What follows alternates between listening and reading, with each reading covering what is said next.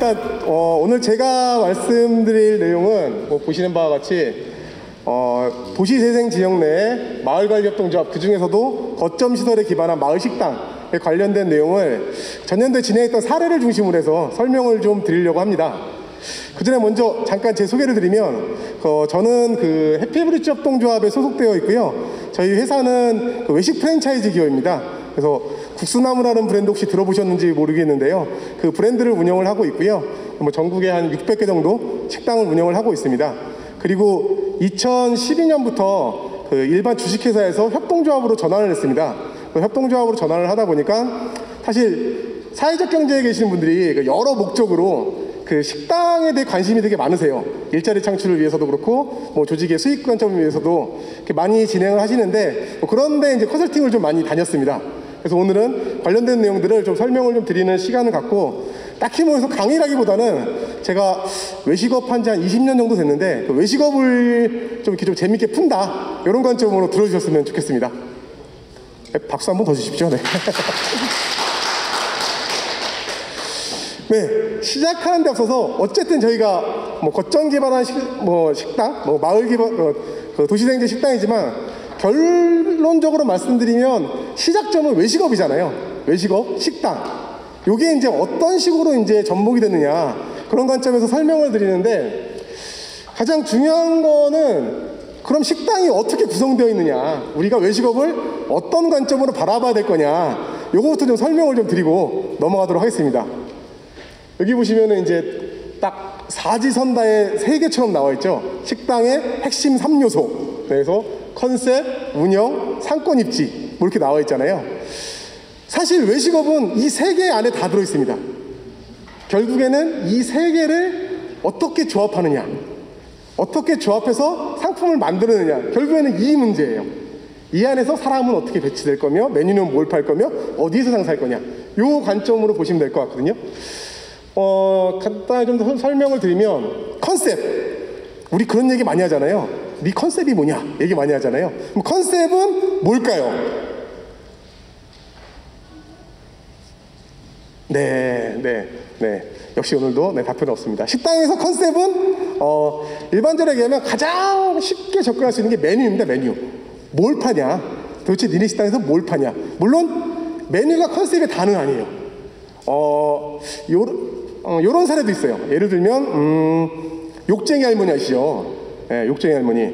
욕쟁이 할머니가 그런 얘기 많이 하셔. 야, 처음 먹고 가라! 이런 얘기 많이 하잖아요. 근데 이 욕쟁이 할머니가 식당 하시는 건 아는데 뭘 파는지 아시는 분? 욕쟁이 할머니는 무슨 메뉴를 팔까요? 국밥. 네, 국밥까지는 나왔어요. 그 다음 무슨 국밥? 소머리국밥. 비슷했습니다. 네, 원조는 순댓국 하셨다고 하더라고요. 근데 워낙 많으시잖아요. 여기저기 욕쟁이 할머니들이. 네, 한두 분이 아니시잖아요. 네. 근데 이런 것처럼 메뉴 순댓국을 파는데 더 유명한 건 욕인 경우가 있어요. 그럼 포장하죠. 저 같은 사람들은 한국인의 정서를 욕이라는 걸로 표현해서 고객과의 친근함을 넣었다, 이렇게 얘기하기도 하거든요. 근데 뒤집어 얘기하면 메뉴보다 욕이 더 우선이 될 수도 있어요. 다시 얘기하면 컨셉이라는 건 메뉴가 식당이니까 제일 중요하지만 메뉴가 아닌 다른 게 핵심 상품이 될 수도 있어요. 이제 우리는, 왜냐하면 뒤에 이제 설명을 좀 드릴게요. 그런 부분들은. 그리고 두 번째는 운영에 대한 부분입니다. 운영은 누가 장사할 거냐입니다. 결국에는 누가 어떻게 장사할 거냐. 사실 외식업 하다 보면 제일 중요한 게 이 운영이에요.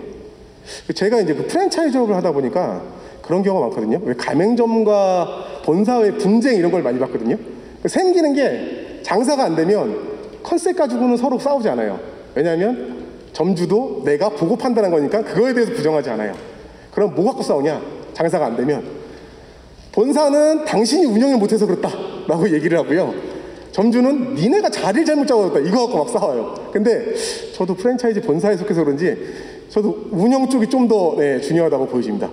예를 들면 우리가 장사를 하다 보면 그런 경우 있어요. 보통 저기에는 손익계산부터 시작해서 몇 명이 어떻게 운영할 건지 이런 내용들이 싹 다 들어가거든요. 그리고 운영 방식이 배달을 할 것인지 아니면 내점을 할 것인지 테이크아웃을 할 것인지 이런 내용까지 싹 들어갑니다. 거기에 또 하나, 사람 관리는 어떻게 할 것인지, 인사 관리는 어떻게 할 것인지 이런 내용도 여기에 포함되어 있거든요. 근데 예를 하나 들면 저도 예전에 식당을 운영을 했었거든요. 저희 와이프랑 같이 매장을 운영을 했었습니다. 근데 운영을 이렇게 장사를 하다 보니까 저는 일단 그 요식업 전문가잖아요. 그 와이프는 장사를 하고 있고 가면 제가 할 말이 되게 많을 거 아니에요. 야, 장사를 이렇게 하면 되니? 뭐 주방을 이렇게 하고 청소 좀 하고 뭐 이렇게 얘기를 하잖아요. 그러면은 와이프는 화를 냅니다. 네가 장사를 하든가 왜 나한테 와서 이러냐라는 얘기를 많이 해요. 근데 실제로 매장 안에서 그러한 일들이 되게 비일비재하게 일어나요.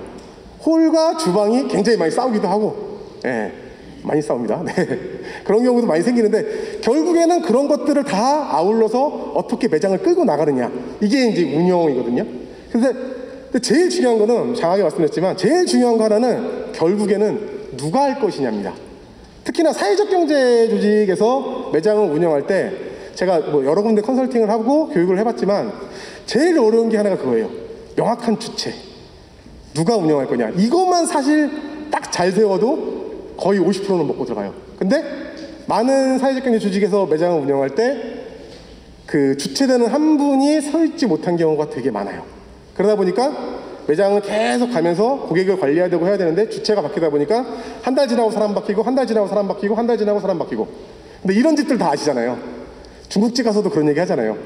맛 똑같은데 여기 사장 바뀌었어요? 주방장 바뀌었어요? 이런 얘기 많이 하잖아요. 근데 제일 중요한 부분이 바로 그 지점입니다. 명확한 주체 선정을 어떻게 할 것이냐, 그리고 거기서부터 어떻게 관리해 나갈 것이냐, 이 부분이 운영에서 되게 중요한 부분이고요. 세 번째가 상권 입지입니다. 보통 요 세 가지 중에서 상권 입지는 왜 또 그런 말도 있죠. 우리 옛말에 장사는 목이 반이다. 어디서 장사하느냐가 굉장히 중요한 포인트거든요. 근데 더더군다나 지금 도시재생 관련돼서 여기 오셨잖아요. 더 중요한 부분이 바로 상권 입지에 관련된 부분입니다. 일반적으로 뭐 뒤에 또 설명을 드리겠지만 외식업 상품을 만들 때 대부분 메뉴를 짜고요. 난 이걸 잘해. 뭐 이래서 메뉴를 먼저 짜고요. 그 다음에 이런 방식으로 운영을 할 거야. 짜고 그거에 맞는 자리를 찾아다니는 게 일반적인 프로세스입니다. 왜냐하면은 제가 컨셉을 돈가스를 짰어요. 예를 들어서 돈가스와 우동을 짰어요. 누가 제일 좋아하죠? 돈가스하고 우동은? 요즘? 70대 어르신들이 좋아할까요? 아니죠. 애들하고 애엄마들이 많이 좋아해요. 많이 선호하는 메뉴예요. 그러면 상권 입지를 어디로 가야 될까요? 애엄마들이 많은 데를 가야겠죠. 애들 많은데. 근데 뭐 탑골공원 앞에 간다거나 이러면 좀 컨셉 입지에 안 맞죠, 내 고객과. 근데 거꾸로 도시재생 지역 같은 경우에는 이미 상권 입지가 정해져 있어요. 그럼 거꾸로 역으로 가야 됩니다. 이게 어떤 식으로 진행되냐면 저 같은 사람은 컨셉 짜고 운영 짜고 입지 찾으러 다닙니다. 근데 정말 장사를 잘 하시는 분들 있잖아요. 그러니까 뭐 번화가에 계신 분들, 뭐 서울의 홍대나 건대나 이런 데 계신 분들은 거꾸로 하세요. 그러니까 장사를 잘 하고 있는데 자리가 좋은 자리가 하나 싸게 나왔어. 그러면 계약부터 하고 봅니다. 계약부터 하고 여기엔 뭘 넣지? 그러고 넣어요. 이렇게 거꾸로 가는 경우도 있는데 도시재생 지역 같은 경우에는 역으로 갑니다. 상권에 대한 상권과 입지에 대해서 분석을 하고 그거에 맞춰서 컨셉에 들어가는 이런 컨셉에 들어가는데 그건 뒤에 좀 더 자세히 설명을 드리고요. 결국에 식당의 이 외식업의 이 세 가지의 핵심 키워드는 관통하고 있는 거는 결국에는 고객이에요. 손님이 손님에게 어떠한 메뉴를 줄 거냐, 그 손님을 대상으로 어떻게 운영을 할 거냐, 그 손님들이 많은 곳은 어디냐. 결국에 관통하고 있는 내용은 고객. 이 세 가지에서 그 관점을 진행된다라고 보시면 될 것 같고요. 조금 더 이제 설명을 좀 드리도록 하겠습니다. 이건 이제 저희가 이제 그 인천의 만보마을 진행했던 내용인데 사실은 외식 상품을 기획하는 프로세스는 거의 다 비슷해요. 근데 여기 보시면 또 하나가 있죠. 팀빌딩이 하나 들어가 있죠. 예를 들어 저희 이제 프랜차이즈에 가맹점 할 때는 팀빌딩까지는 안 해요. 돼 있다고 봐요. 그리고 왜냐하면 대부분 창업자들이 혼자 직원을 채용해서 하거나 아니면 부부가 운영을 하거나 부부가 올 경우에는 팀빌딩이 필요합니다. 팀빌딩 제일 안 되는 단위가 부부예요. 그렇게 싸우세요. 두 분이 오시면. 예를 들면 부부가 오면 정말 많이 싸워요. 왜냐면 대등한 관계잖아요. 부부는 대등하잖아요. 근데 보통 그러면 홀에 한 분, 주방에 한 분 계세요. 근데 일반적으로 홀하고 주방이 다툼이 많아요. 내가 더 힘드냐, 네가 더 힘드냐. 근데 대등한 관계니까 계속 부딪혀요. 사실 이게 좀 웃으면서 말씀드렸지만 예전에 파스타라는 드라마 보셨죠? 파스타에 보면은 뭐 이성균이가 한마디 하면 예 셰프 예 셰프 그러잖아요. 좀 오바가 있긴 한데 근데 굉장히 수직적 구조예요. 식당 같은 경우 왜냐면 위험하기도 하고 그만큼 일사불란하게 움직여져서 그런 부분이 좀 있습니다. 근데 만약에 도시재생 지역에 저희가 식당을 낸다면 뭐 협동조합을 낸다면 이 팀빌딩에 대한 부분이 그냥 들어가도 쉽지 않은데 대등한 관계로 다 같이 들어간다면 이 부분이 굉장히 중요한 역할을 합니다. 결국에는 저도 이제 협동조합에 근무하다 보니까 네. 주식회사 때와 다르게 협동조합 전환하니까 네. 말들이 많아요. 네. 서로 그래서 뭐 긍정적으로 계속 발전하고 있는데 네 그렇습니다. 네. 할 말은 많으나 여기까지 하고 네. 그래서 기본적으로 같이 모여서 진행을 하다 보면 우리가 왜 식당을 하는지 이거의 끝은 어딘지 개인적인 미션과 비전은 뭔지 뭐 어렵게 설명을 이렇게 미션 비전 정리 핵심과 실초 써있지만 중요한 건 내가 왜 이 일을 하는지 이거에 대한 목적이 뭔지에 대한 부분은 합의를 하고 넘어가야 돼요. 이 부분이 합의가 되지 않으면 두 달 있다 사람 바뀌고 두 달 있다 사람 바뀌고 두 달 있다 사람 바뀌고 그리고 입장 바꿔서 내가 손님이라면 이 식당이 어떠한 미션과 비전을 갖고 있든 다 떠나서 내가 손님이라면 일하는 사람이 두 달에 한 번씩 계속 바뀌는 집은 안 갑니다. 네. 그래서 이 부분이 되게 중요해요. 팀빌딩을 어떻게 할 거냐라는 부분도 중요하고요. 그리고 또 하나는 팀빌딩 한 번 뭐 예를 들어서 2시간, 3시간 아니면 뭐 일주일, 열흘 하고 끝. 그 다음 단계 이게 아니에요. 이 전체 과정 또한 다 팀빌딩이라고 보시면 될 것 같아요. 초기에 미션 비전도 세웠지만 메뉴를 짤 때도 같이 짜고 교육을 받을 때 같이 받고 오픈할 때도 같이 땀 흘리고 일하고 이 자체도 다 팀빌딩 과정이라고 보시면 될 것 같아요. 사실 뭐 도시재생 때문에 와 계시지만 아마도 이런 경험들을 한 번쯤 가지고 계신 분들이 있으실 거예요. 이 팀빌딩이 안 돼서 어려웠던 지점들이 한 번쯤은 있으셨을 것 같아요. 자 그러면 일반적으로 이렇게 팀빌딩이 돼서 뭐 이제 미션도 같이 짜고 그 가치도 같이 논의하고 그 다음에 들어가는 게 이제 뭐 소위 말하는 기획입니다. 보시면 뭐 외부 환경 분석, 내부 환경 분석, 뭐 상권 분석, 메뉴 설정 이렇게 쭉 나와 있죠. 간단하게 보면 그래요. 외부 환경 같은 경우에는 외식업을 짤 때 제가 그저께 그 TV 채널 이렇게 돌다 보니까 또 기생충 하고 있더라고요. 예. 기생충을 관통하고 있는 가장 큰 주제 있죠. 대만 카스테라. 네. 거기 송강호가 대만 카스테라에서 망했다고 그러잖아요. 자, 한때 카스테라 집이 대만 카스테라가 확 떴어요. 확 졌죠. 예를 들면 저희 같은 사람들은 그렇게 뜨는 컨셉은 봅니다. 딱 이거 1년짜리 그 뒤로 더 안 가. 이거는 끝날 거야. 뭐 예전에 뭐 찜닭도 그랬고 뭐 막걸리도 그랬고 육회도 그랬고 확 떴다가 지는. 근데 중요한 건 외부 환경에서 제가 말씀드린 이유는 이건 뭐냐면 트렌드는 무시할 수 없어요. 그럼에도 불구하고 현재 고객들이 흘러가는 트렌드가 뭐냐 이거는 무시할 수는 없어요. 지금 외식업의 가장 큰 트렌드는 코로나 전국으로 인해서 배달이죠. 네. 그러면 배달에 대한 트렌드는 무시할 수는 없어요. 그걸 어떻게 녹여낼 거냐. 외부 환경 분석은 결국엔 그겁니다. 그런 내용들을 어떻게 찾아내고 내 인사이트를 가져올 거냐 이런 내용이라고 보시면 될 것 같아요. 자, 그 다음 내부 환경 분석은 다른 거 없고요. 그겁니다. 역량이 어디까지 될 거냐. 구성하고 있는 계신 분들의 역량이 어디까지 될 거냐. 제가 예전에 모 기관 컨설팅을 해서 그 식당을 오픈하는데 이제 뭐랄까 매출이 좀 하락돼서 매출 상승 컨설팅을 갔는데 빵집이었어요. 빵집인데 처음에 오픈할 때 주민분들 중에 한 분이 제빵을 하셨던 분이 계셨다고 하셨어요. 그래서 그 빵집을 오픈했습니다. 빵집을 오픈했는데 빵집은 오픈 비용도 되게 비싸요. 오븐 되게 비싸요.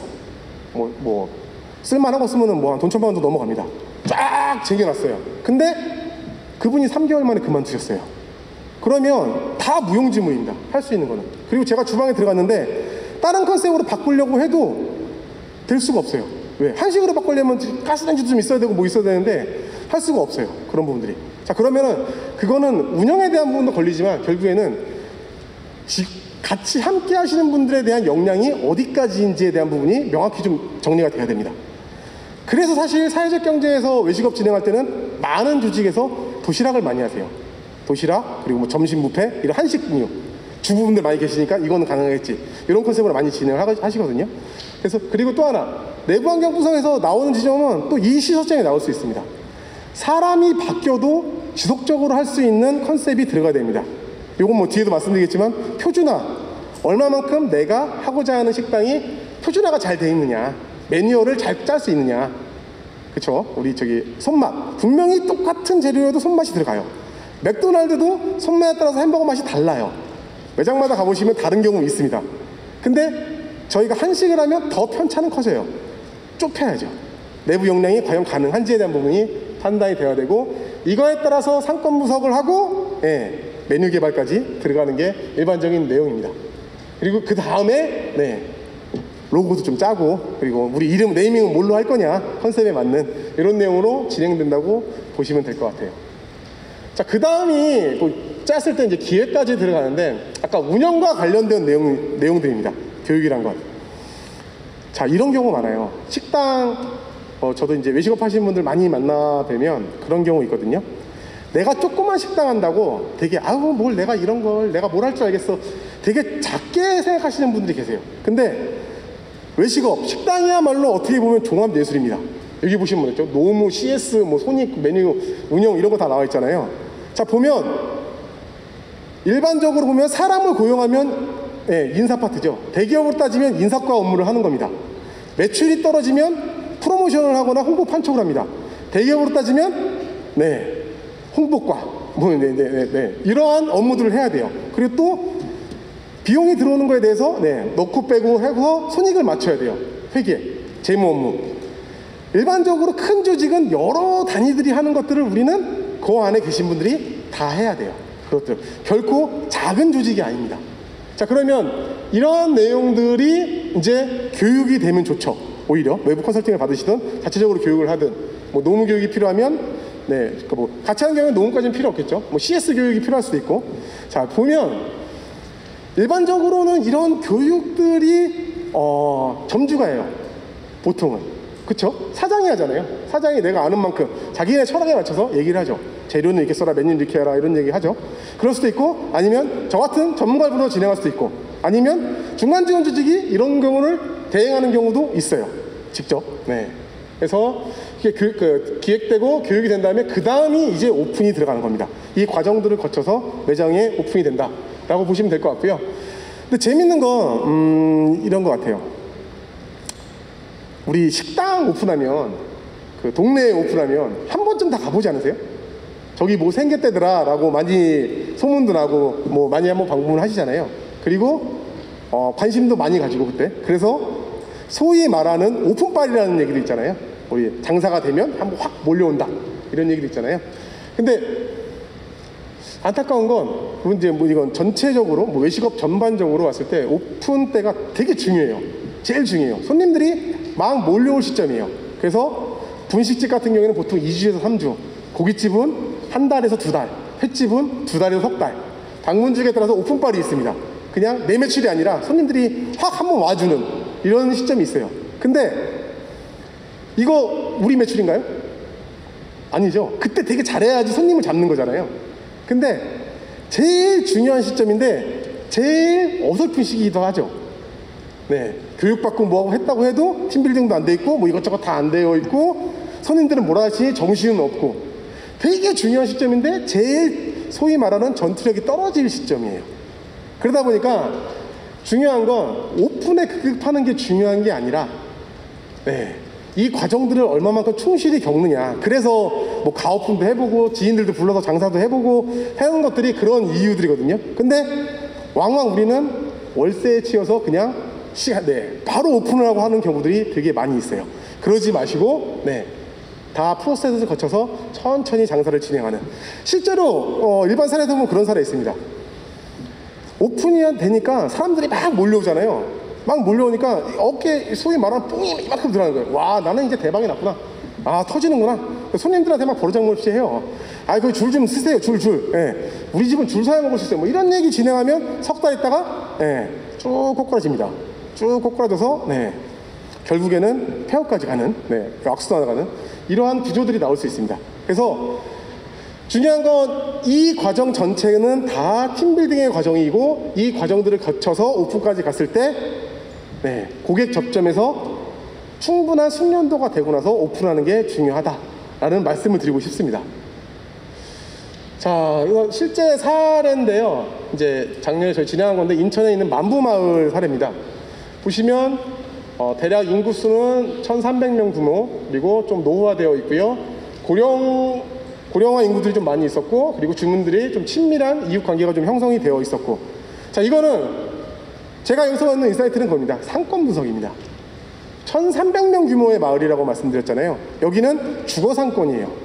주민들이 모여있는 주거 상권인데, 중요한 건 1,300명 정도면 일반적으로 조그마한 부식집 하나 운영할 때도 필요한 세대수가 3,000세대에서 5,000세대를 얘기를 해요.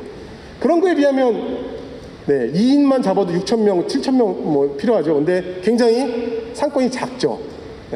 그리고 또 하나, 상권이, 자, 여기 불이 안 나오네요. 상권이 약간 언덕져 있습니다. 사실 도시대행 지역이 대부분 그런 지역들이 많이 있죠. 언덕져 있습니다. 이 얘기는 뭐냐면, 매장을 구할 때 가장 첫 번째 주의해야 될 것 중에 하나가 언덕을 구하지 말라거든요. 왜냐하면 여기 계신 뒤에 계시는 주거분들이 안 올라오세요. 보통 아래로 내려가지 올라오지 않으세요. 그러면 이 상권 같은 경우에는 외부에 있는 고객이 올라오기는 쉽지는 않은 상권이에요. 근데 인구수는 1,300명 정도로 굉장히 작은 상권이고요. 자, 그리고 이 주변으로는 대신 아파트 세대가 한 4만 세대 정도 있더라고요. 3km, 4km 이내에 4만 세대 정도의 아파트가 있었습니다. 그리고 2019년 8월부터 좀 시작을 했고요. 그리고 기존에 계시던 주민분들이 마을 밥상을 운영을 하고 계셨어요. 그래서 마을 밥상을 운영을 하셔서 저런 내용을 진행했던 거죠. 어르신들 식사도 좀 대접을 하고, 그리고 지자체와 협업을 해서 도시락도 좀 납품을 하시고, 이러한 사업들을 진행을 하고 계셨어요. 굉장히 뭐 음식이나 퀄리티나 이런 건 되게 좋으시더라고요. 근데 막상 방문을 해보니까 정말 열심히 하고 잘 하시는데, 시스템이 일반 가정집 주방 형태로 구축되어 있더라고요. 그러면 효율성이 떨어져요. 왜 식당은 왜 그런 얘기 많이 하잖아요. 중국집 가서 볶음밥 먹으면 불만 나는데 집에서 하면 왜 안 나지? 아시다시피 뭐 화력 세기 뭐 이런 거에 따라서도 많이 달라질 수 있거든요. 효율성이 조금은 떨어지는 상황이었어요. 그러면 다시금, 그리고 허가 문제도 걸리고요. 식당을 내려면 영업시급증 내고 해야 되는데 안 나는 상황이었고요. 그래서 그렇게 운영하셨던 부분들이 좀 있었고요. 그래서 같이 처음에 오리엔테이션부터 시작을 해서 미션과 비전을 세우고, 우리가 왜 이 업을 하는지, 왜 같이 모여서 식당을 하려고 하는지에 대한 내용들을 진행을 했고, 그리고 같이 기존에 팔고 있는 메뉴들은 어떠한 상태인지 테스팅을 했습니다. 그거에 맞춰서 이제 비즈니스 캔버스도 도출해서 만찬이라는 이름으로 꾸려냈고요. 근데 메뉴를 테스트를 하다 보니까 걸리는 것들이 하나 있었어요. 한두 분이 음식에 관여를 하는데 맛이 편차가 되게 있었어요. 그때마다 쓰이는 재료도 그때마다 달라질 수 있고.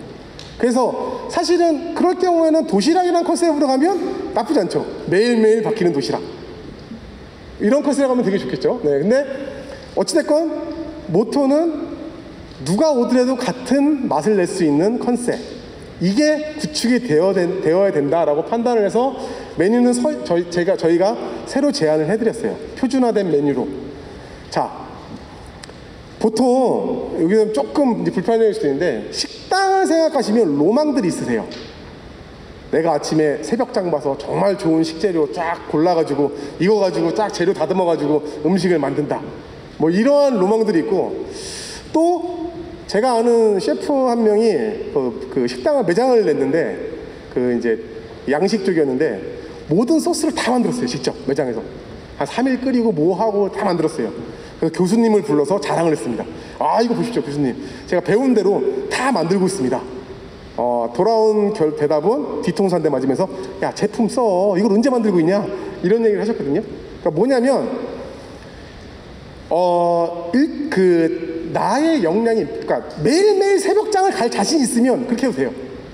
근데 실제 매장을 운영하거나 이러면 그거 되게 힘든 일이거든요. 그러면 항상 똑같은 거 갖다 주는 집 찾아서 전화하는 게 낫습니다. 백종원 씨도 그런 얘기를 했더라고요. 근데 저도 동일한 관점이에요. 항상 우리가 똑같이 재료를 갖다 줄 수 있는 데를 찾아서 하는 게 훨씬 더 수월하고 고객들한테 같은 품질의 메뉴를 내기가 수월합니다. 그래서 이 표준화된 걸 찾는 게 되게 중요하고, 그러다 보니까 또 하나 예를 들면, 예전에 이제 제가 컨설팅했던 협동조합 중에 점심 뷔페를 하던 데가 있었어요. 점심 뷔페를 하는 집이었는데 장사가 되게 잘 됐어요. 하루에 한 200씩 정도 했어요. 그러니까 뭐 한 8평짜리, 9평짜리 그 작은 가게에서 200명까지 손님을 받았는데 굉장히 잘 됐죠. 근데 그 집의 핵심 경쟁력은 뭐였냐면, 그 사장을 제가 잘 알거든요.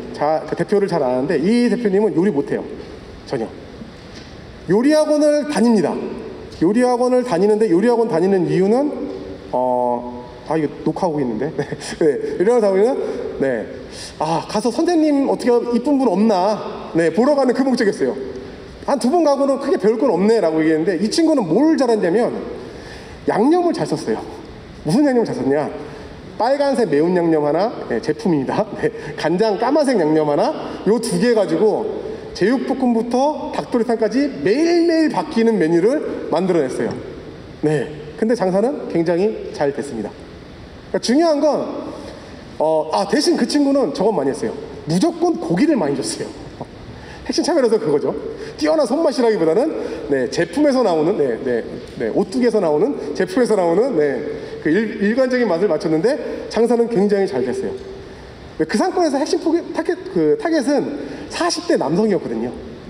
그러니까 그냥 고기 많이 주는 게 훨씬 더 이득이었던 거죠.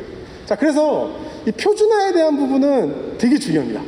이 부분이 아까 운영이랑도 연결이 돼요. 사람이 바뀔 때도 계속 갈 수 있는, 매뉴얼도 갈 수 있는. 그래서 이러한 과정을 통해서 만들어낸 컨셉은 아까 고령화가 되어 있고, 그 가벼운 식사를 할 수 있는 데가 없더라고요. 그래서 가벼운 덮밥류, 뭐 오징어 덮밥, 제육덮밥 쉽게 할 수 있는 이러한 메뉴들의 컨셉을 같이 짰고요. 그리고 또 하나는 1차적으로는 그렇게 짰고, 실제로 아까 그 인구 1300명 요 인구에 맞춰서 짜보면 예상 매출이 일평균 30을 넘기기가 힘들었어요.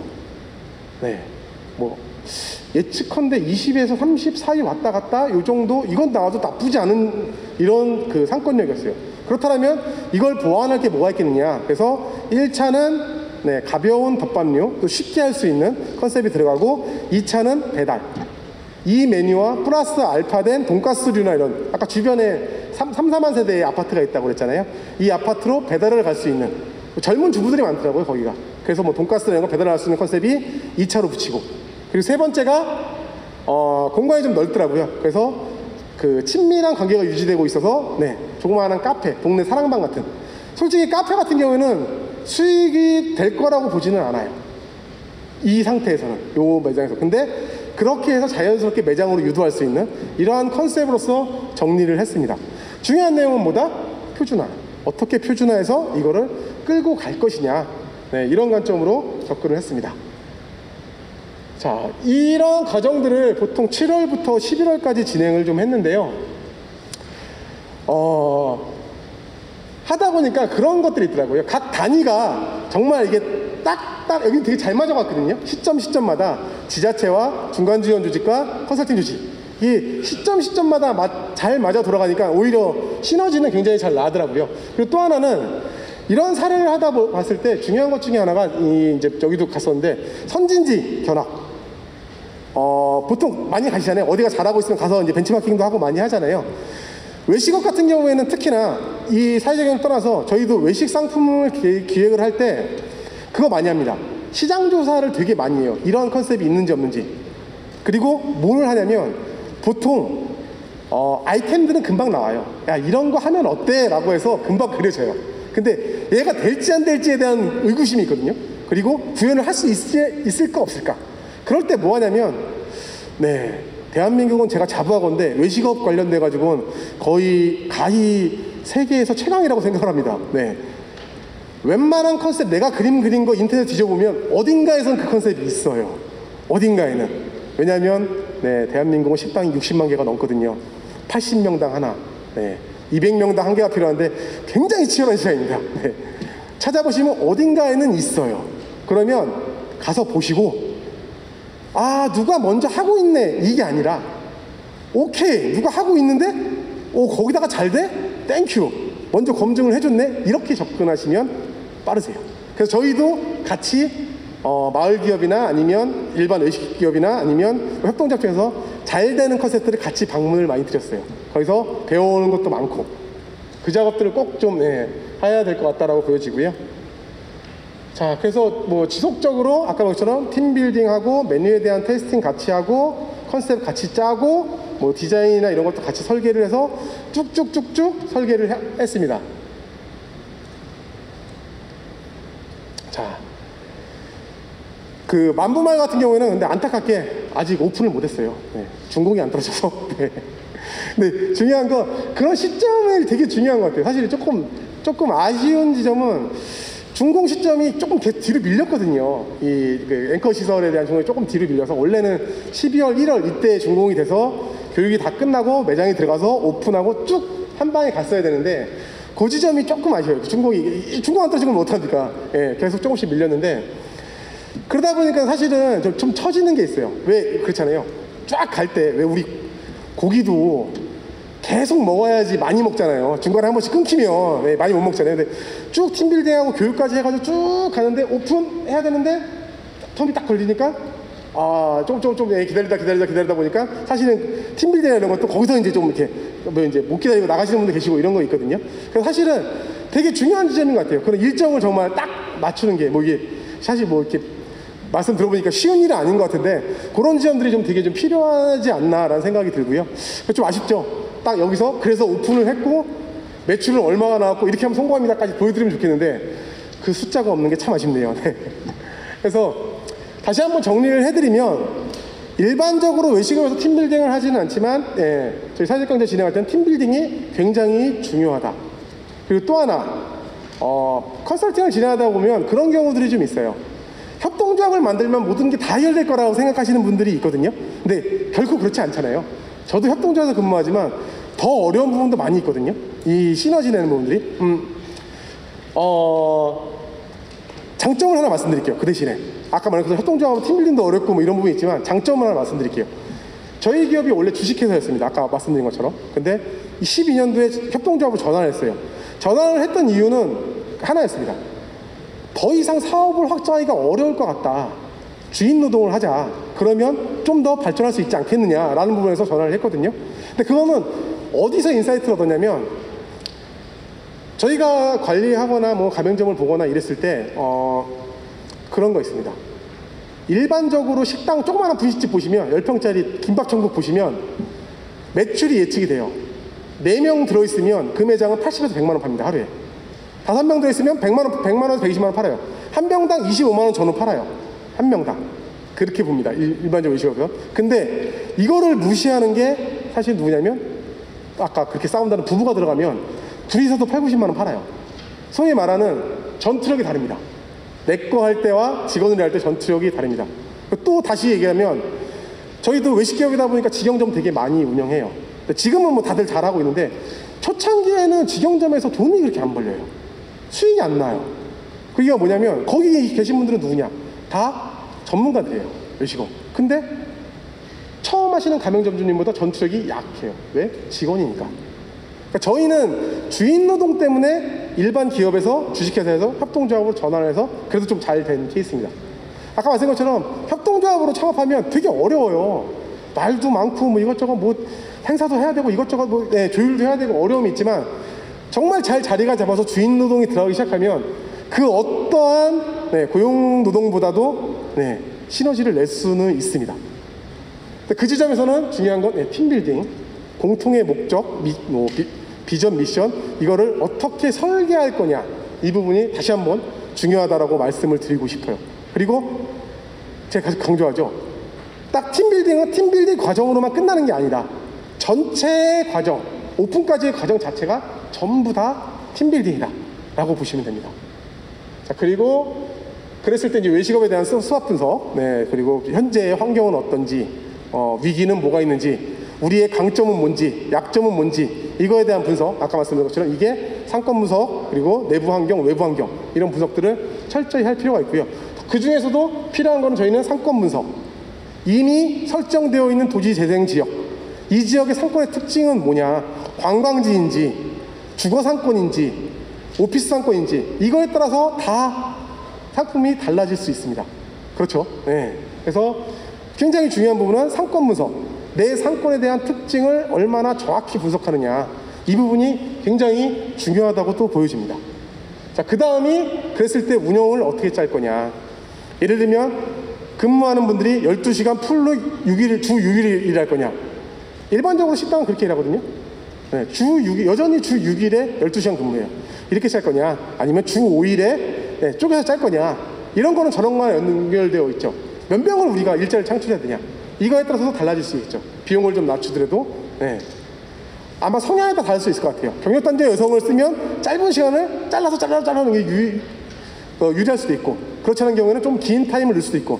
근데 중요한 건 뭐, 메인이 되는 한 명은 꼭 있어야 됩니다. 운영할 수 있는 책임자는 꼭 있어야 됩니다. 그렇지 않으면 계속 사람 맡기면서 매장에 대한 이게 쌓이지 않아요.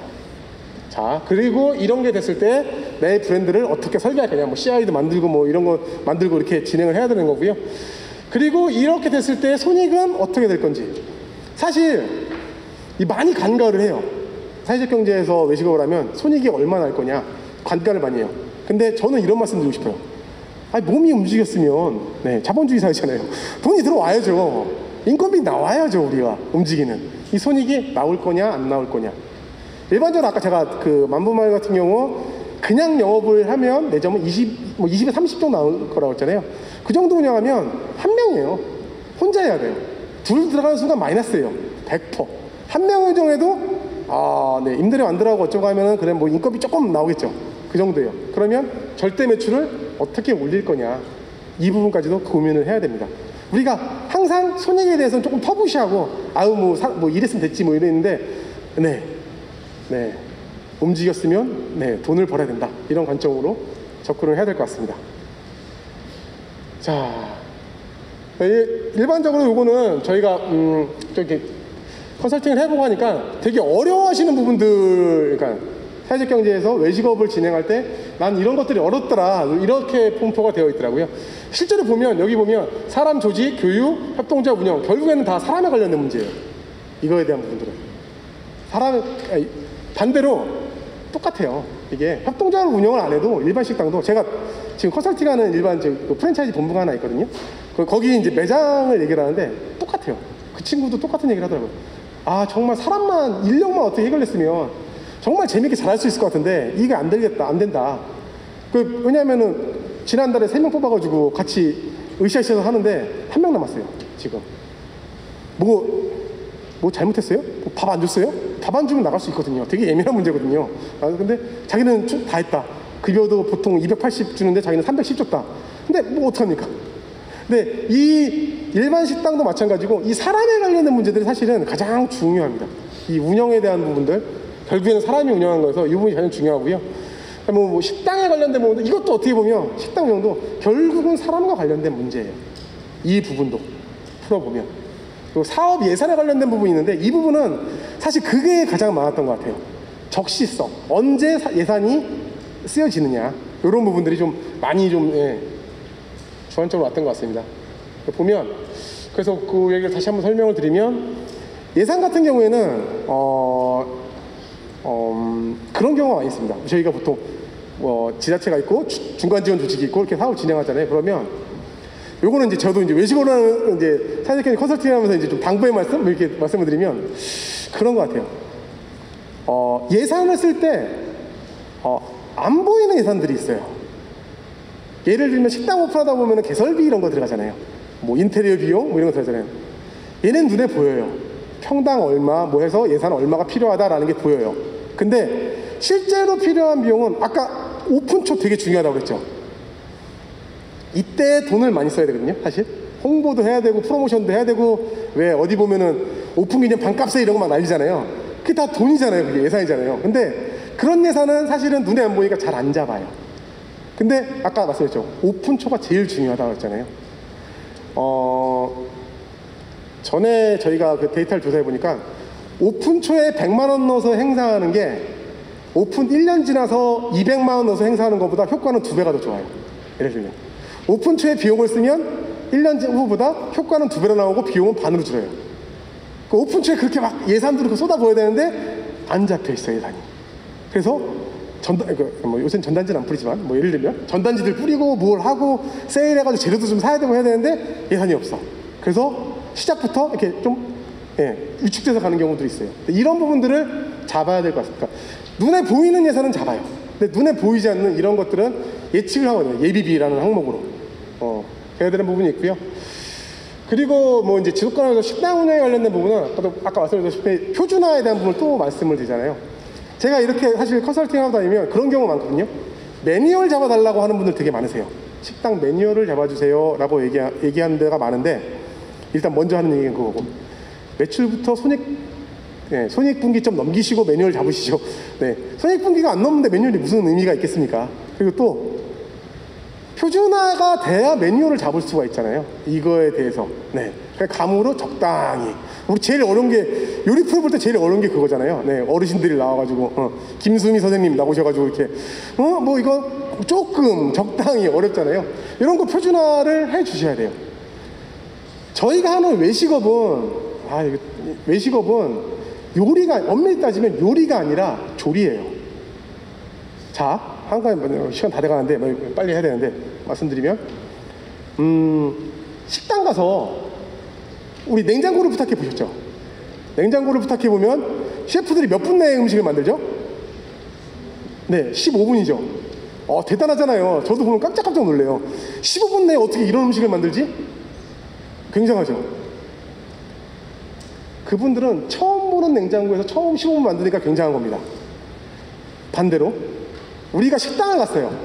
주문을 했어. 15분 동안 음식이 안 나오면 어떠실 것 같으세요? 그쵸? 7분입니다. 7분. 고객이 앉아가지고 음식 나올 때까지 기다려주는 시간이 7분이에요. 5분 넘어가면은 얘기하다가 5분 넘어가면 주방을 이렇게 쳐다보기 시작하고, 7분 넘어가면 계속 이렇게 보고, 10분 넘어가면 주방만 이러고 쳐다보고 있습니다. 주방만 이러고 쳐다보고 있으면 그 홀에 있는 서버분은 이제 불안하죠. 음식 나와서 째려보고 있으니까. 그러면 손님하고 이렇게 아이 컨택 해야 되는데 주방하고 아이 컨택 합니다. 야, 언제 나와? 이 뒷모습만 보여주세요. 그러다가 음식이 먼저 늦게 온 손님한테 잘못 나가기라도 하면 사단이 나는 거죠. 손님들이 저 봐, 나보다 늦게 왔는데 먼저 나가면 일이 들어가죠. 그 시간이 15분이에요 사실. 우리는 15분이 아니라 7분 이내에 음식을 빼내야 돼요. 아까 나오신 그 셰프님들도 매장에 가면 다 그 안에 빼세요. 충분히. 처음 보는 걸 하시니까 굉장히 대단하신 거죠. 박수 받으셔야 되고. 근데 우리 식당은 7분 안짝에 음식을 빼야 돼요. 그러면 저는 기본적으로 표준화가 되어 있어야 됩니다. 주문 들어오면 조립이에요. 재료 딱 다 준비해놓고 들어오면 이거 하나 3번 볶아가지고 쭉쭉쭉 나가서 면 섞어서 나간다. 우린 이게 돼야 돼요. 그게 되려면 표준화. 얼마만큼 표준화될 수 있느냐. 그리고 제가 그 식품에서 영업 드리는 건 아니지만 제품 잘 쓰면 됩니다. 그렇게 표준화를 맞추는 게 굉장히 중요하다고 생각이 들어요. 거기에 맞춰서 메뉴 설계도 돼야 되고, 식자재도 마찬가지로 다 전화하면 갖다 줄 수 있게끔 그렇게 세팅하시는 게 되게 중요합니다. 그리고 또 하나는, 이렇게 해서 운영이 됐을 때 중간지원조직이나 지자체나 이후에 사후 관리가 또 필요해요. 매장에만 있으면, 저도 마찬가지로 매장에 들어가면 시야는 이렇게 좁아져가지고 그것만 봐요. 손님 왔을 때 머리카락 나오면 죄송합니다 그러고 빼주면 되는데, 매장에만 이렇게 있으니까는 그거 가지고 싸움이 나는 거예요. 당연하잖아요. 다 아시잖아요. 이런 거 그냥 안 싸우고 그냥 환불해주고 끝나면 빠른데, 죄송합니다 한마디 하면 되는데 그게 생겨요. 근데 좁아지거든요. 그럴 때 주변에 계신 지원조직이든 프랜차이즈는 본사가 역할을 하는 거고 쳐줘야 돼요. 야, 이런 거 좀 테스트 해야 될 것 같은데, 이런 건 좀 바꿔줘야 될 것 같은데, 계속 얘기를 해주고 해줘야 이게 사후 관리가 대단한 게 아니라, 그래서 시야를 자꾸 넓혀줘야 됩니다. 매장에 좁아져 있는 시야를. 얼추 다 말씀드렸고요. 오늘 제가 말씀드린 거에서 핵심은 그겁니다. 일단은 사람, 팀빌딩을 어떻게 하면 잘할 것이냐. 그리고 메인이 되는 사람은 꼭 있어야 된다. 그리고 식당 운영할 때 제일 중요한 거는 표준화. 얼마만큼 표준화를 잘 만들어 놓고 운영을 할 것이냐에 대한 부분이 굉장히 중요하다고 생각됩니다. 그거와 맞춰서 아울러서 중요한 건 도시재생적 같은 경우에는 상권 분석. 내 상권의 특징이 뭔지를 명확하게 판단하고, 이거 다시 말하면 상권의 특징을 파악하는 건 고객입니다.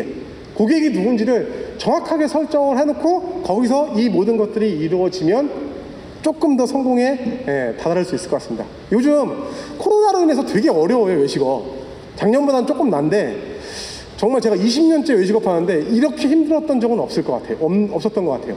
근데 어려워요. 근데 반면 곧 끝납니다. 그리고 그 안에서도 될 때는 돼요. 배달을 하든 뭘 하든 방법론은 있습니다. 그리고 특히나 이렇게 방식을 통해서 어느 정도 궤도에 오르면 또 이만큼 안정적인 사업도 없기는 해요. 확률이 높지는 않지만. 그래서 일단 오늘 제가 드린 말씀들 한번 쭉 고민을 해보시고요. 박수로 마무리하겠습니다. 감사합니다.